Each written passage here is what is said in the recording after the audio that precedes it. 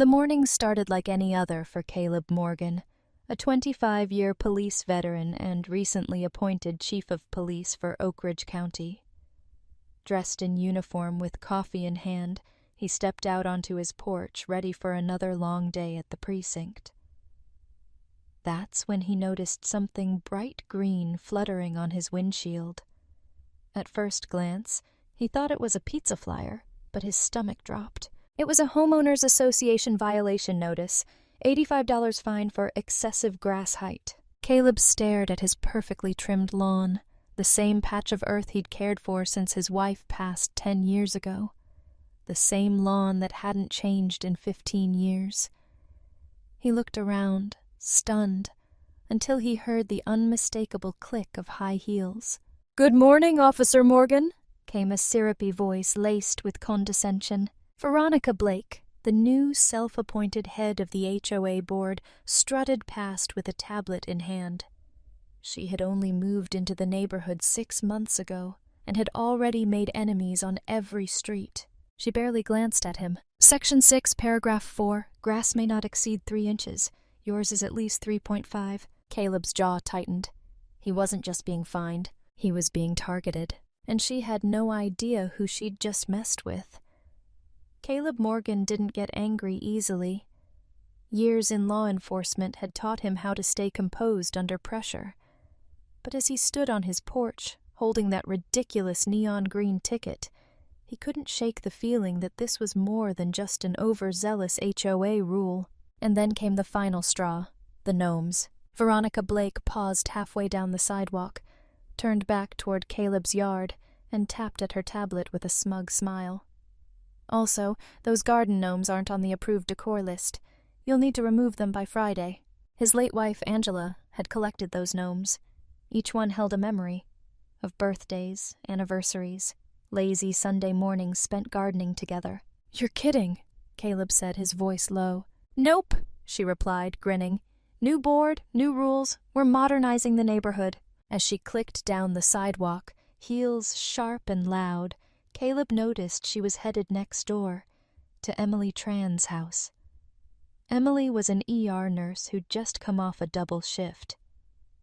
Caleb watched as Veronica began photographing her trash bins, which had barely been on the curb an extra hour.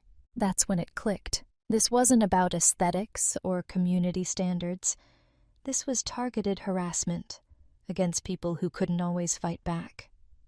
Nurses, firefighters, veterans, people like Caleb who worked long hours serving the public. Back inside his car, Caleb opened the Oak Ridge neighborhood Facebook group. He scrolled past dozens of complaints about Veronica.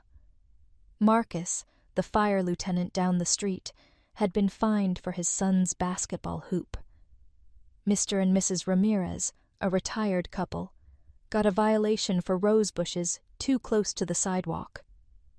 A teacher received a warning for parking her 10-year-old sedan in her own driveway. It was a pattern, and it smelled like abuse of power. That night, Caleb sat in his home office, reviewing the HOA's bylaws, board election minutes, and recent changes. Veronica had been on the board less than a month, but had already rewritten multiple sections, quietly, without votes, using emergency sessions that most homeowners never heard about. More disturbing? He found the name of the new security company she'd hired, Sentinel Community Solutions. Caleb's law enforcement radar spiked. He ran a quick background check. No license in the state registry, no bonded officers. The business had been registered just 10 weeks ago to an address tied to Blake's brother Raymond. That's when Caleb knew. This wasn't just about his lawn. It was a scam. A system designed to shake down hard-working residents with fines and threats, enforced by fake security guards and rubber-stamped policies. He leaned back in his chair, the weight of the gnome ticket still on his desk. "You picked the wrong man, Veronica," he said quietly. The next morning, Caleb filed a Freedom of Information Act request on the HOA's financial contracts. Then he called a trusted friend on the County Housing Oversight Board. Veronica had started a game of control and intimidation, but Caleb was about to flip the board. 2 days after the lawn fine, Caleb pulled into his driveway after a grueling 16-hour shift. A hostage standoff at a local bank had drained every ounce of his energy. All he wanted was a hot shower and a few hours of sleep. Instead, he was met with 2 black SUVs parked sideways across his driveway. Plastered on the sides, Sentinel Community Solutions, HOA Enforcement. Caleb blinked, unsure if fatigue was messing with his vision. But no. 2 men in ill-fitting dark uniforms leaned against the vehicles, arms crossed like they owned the place, and there she was, Veronica Blake, clipboard in hand, marching across his lawn in her designer heels like she was on a runway, snapping photos of everything from his welcome mat to his garden hose. Caleb stepped out of his cruiser slowly, still in uniform. "Good evening, Ms. Blake," he said. "You're blocking my driveway. I suggest you move these vehicles." She turned with a smug smile, her perfectly bleached hair catching the porch light. "Well, well. If it isn't Officer Morgan, Oak Ridge's most persistent non-complier," she said, tapping on her tablet. "Let's see. Unpaid fine for overgrown lawn, non-regulation mailbox color, and unapproved gnome display." Caleb raised an eyebrow. "Mailbox color?" "According to revised HOA standards," she replied. "All mailboxes must be pearl white, HOA Series No. 4, from Sherwin & Smith paint cone. Yours is clearly basic white, very different tone." He let out a slow breath. "Veronica, I don't think you understand the legal implications of what you're doing." "Oh, I understand perfectly," she said, chin tilted defiantly. "Our HOA rules are binding, and these gentlemen are here to enforce compliance." She motioned to the 2 guards. Caleb turned his full attention to them. The badges on their shirts looked vaguely official, but as chief of police, Caleb knew every licensed security firm in the county, and this wasn't one of them. He pulled out his phone, opened the state licensing app, and began searching. Nothing. Then something caught his eye. Their shoulder patches looked like cheap iron-ons, slightly peeling at the corners. One of the men fidgeted when Caleb's gaze locked onto his nameplate, misspelled. This wasn't just HOA overreach. This was impersonation, possibly fraud. "Let me be clear," Caleb said, voice even but sharp. "You are on private property, obstructing access to a residence without lawful authority. That's a criminal offense in this jurisdiction." Veronica's smile wavered for the first time. "I suggest," he continued, "you move these vehicles, step off my property, and prepare to answer some serious questions about this so-called enforcement company." As the guards glanced nervously at each other, Caleb snapped a photo of their SUVs, license plates and all. "You think this is over?" Veronica hissed. "You're making a mistake." Caleb met her glare with calm certainty. "No, you did." He stepped inside, adrenaline fading into resolve.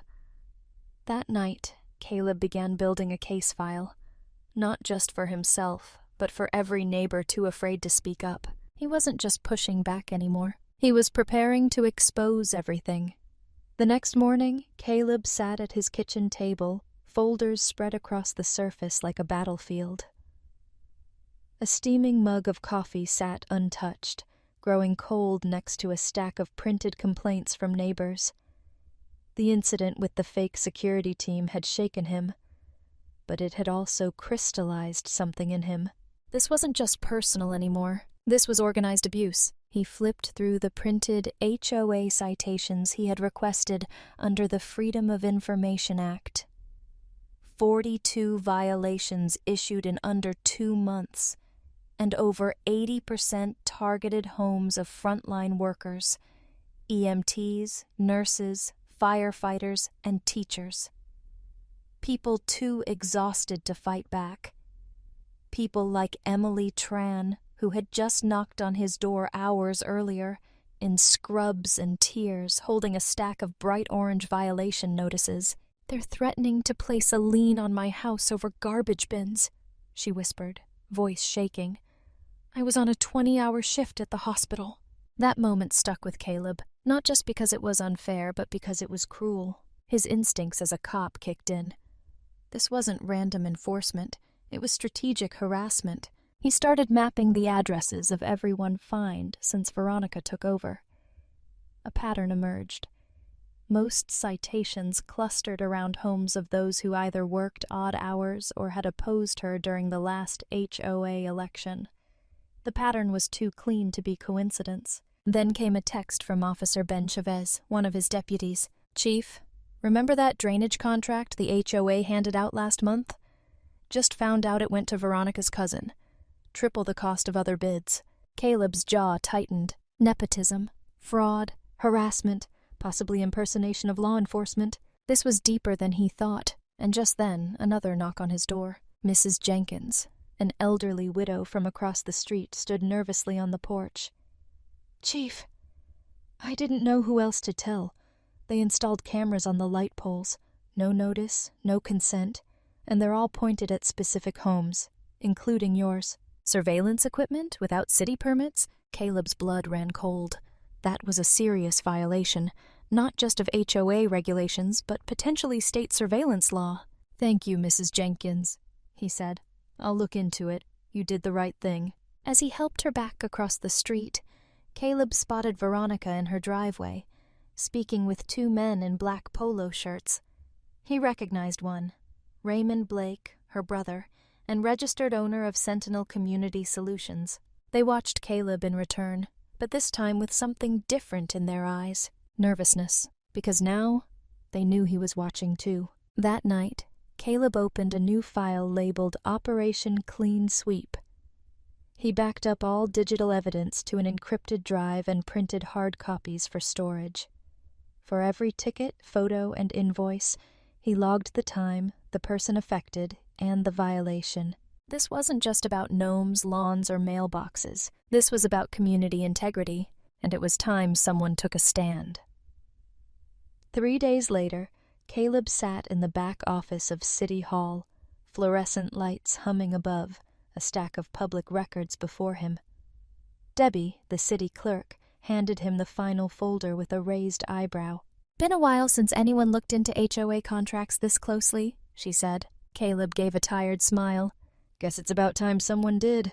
What he found inside changed everything. Veronica Blake had never disclosed her familial connection to Sentinel Community Solutions when bidding out the HOA security contract, a direct violation of the HOA's own bylaws, not to mention conflict of interest provisions in the city charter.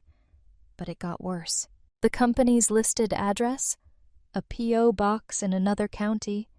Its business license?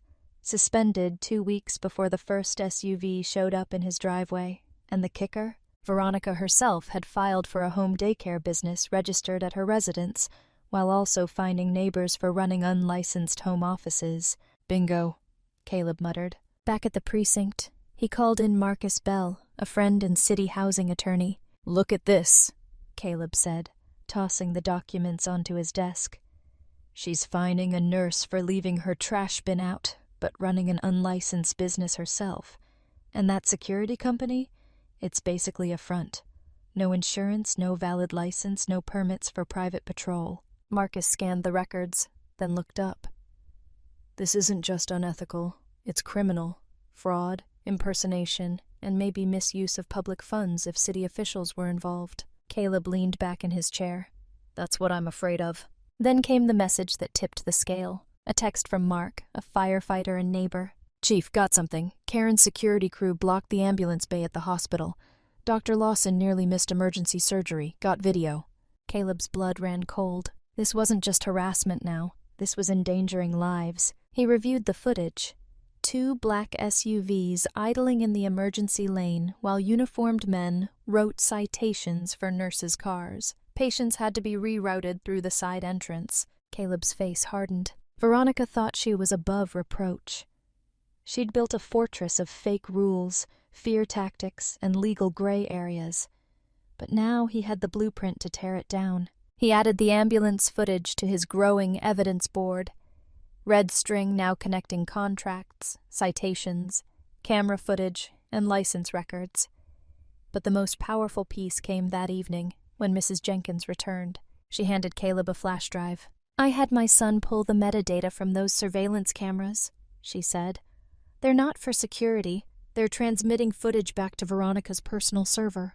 That was it. Unauthorized surveillance, illegal private enforcement, conflict of interest, operating unlicensed businesses, intimidation of emergency personnel. And now, digital evidence to tie it all together. Caleb looked up at the wall of documents. Tomorrow night's emergency HOA meeting, where Veronica planned to propose expanding her security initiative, was no longer just a meeting.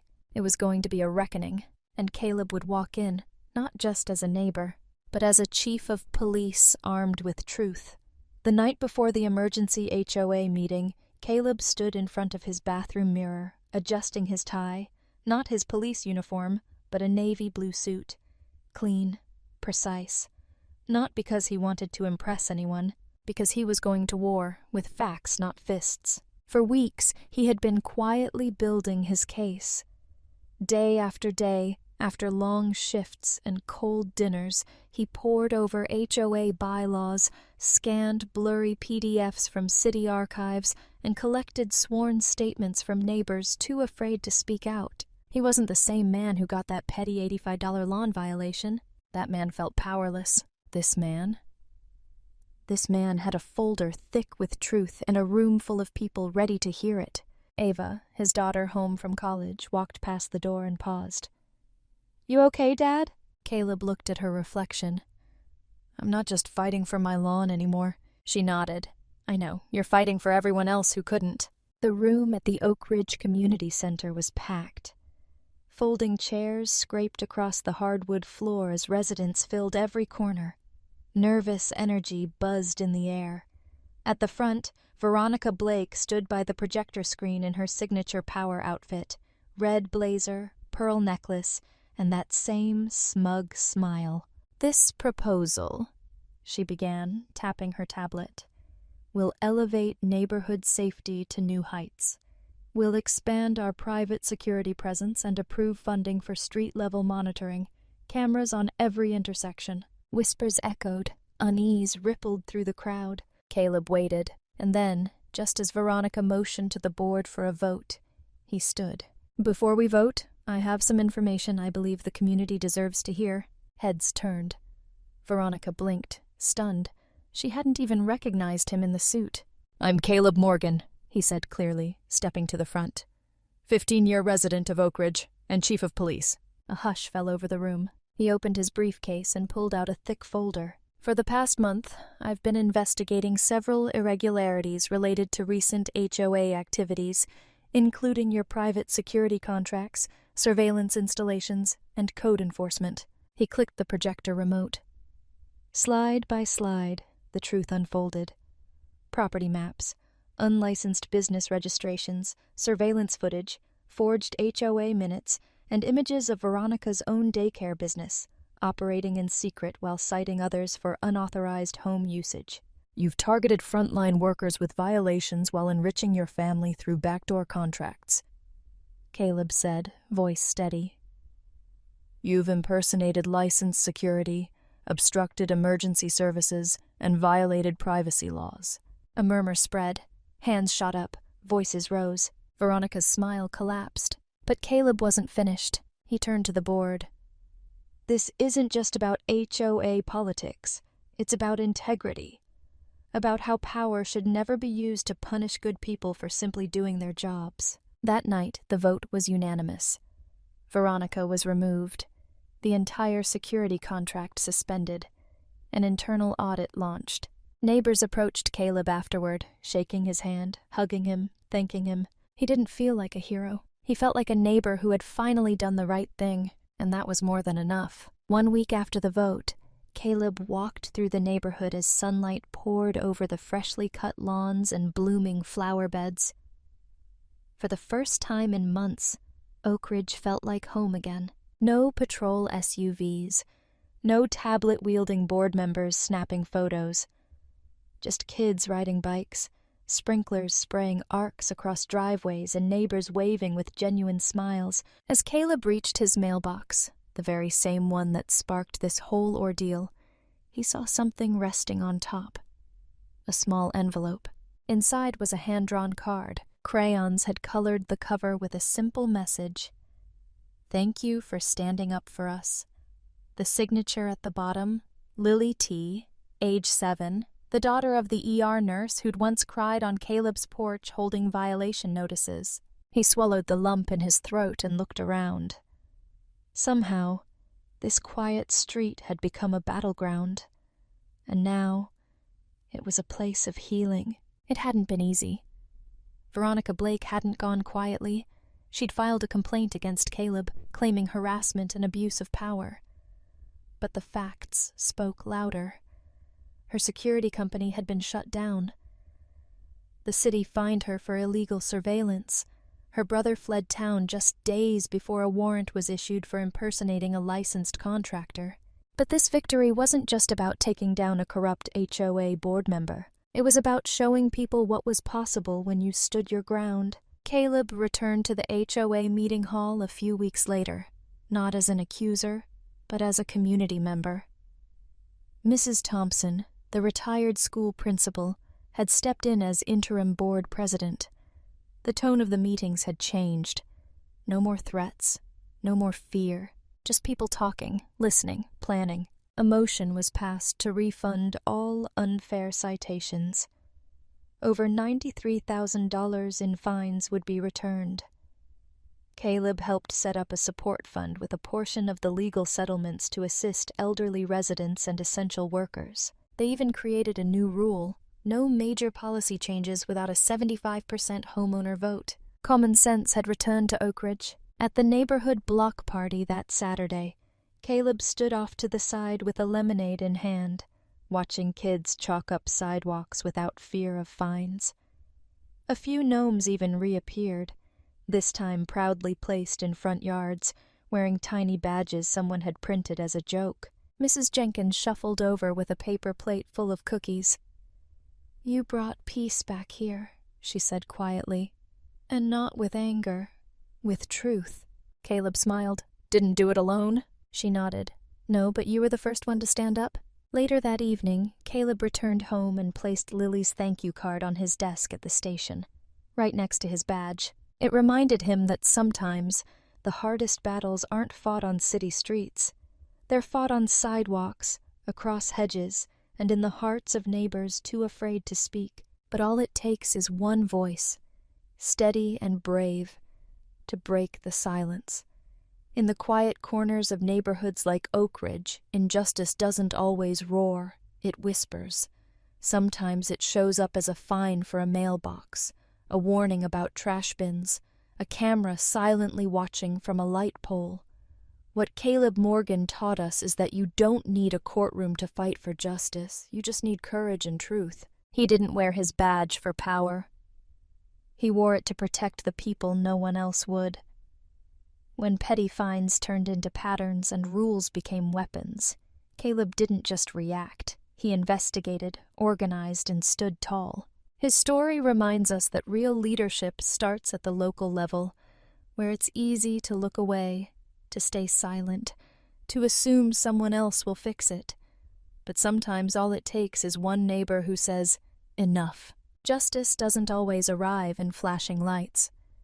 Sometimes it walks up the driveway with a file folder full of facts and changes everything. If you live in a community with an HOA or similar governing body, pay attention.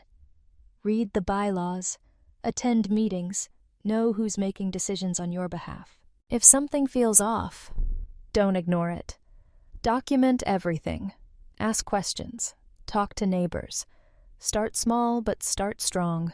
Most importantly, remember, your voice matters.